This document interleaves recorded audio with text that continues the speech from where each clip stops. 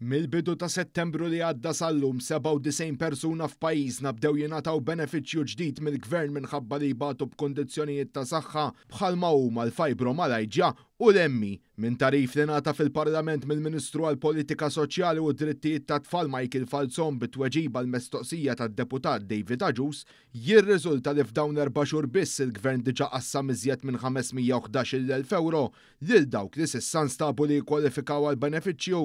Il-Ministru tenna li permezz ta' miżura mħabbra mill-gvern fil-baġġit tas-sena li għaddiet ġie mwaqqaf bord interprofessjonali biex jevalwa l-applikazzjonijiet kollha l-assistenza għal-diżabilità u l-assistenza għal-diżabilità severa għal persuni bi problemi ta' funzjonalità. Għalli mindu ġiet introdotta r-riforma ġew settomessi b'kollox 1254 applikazzjoni li ma nkludewx biss dawk bil-kondizzjoni tal-fibromalġja jew l-emmi.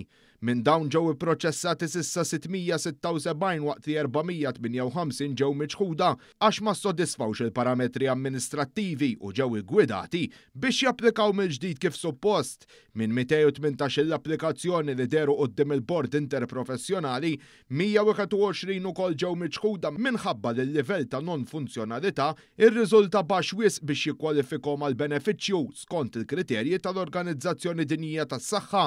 Il-Ministru enfasizza l-ħlasijiet dovuti lil dawk eliġibbli tħallsu blura mill-ewwel ta' Jannar tas-sena l-oħra anke jekk il-benefiċċju iddaħħal minn Settembru li għadda.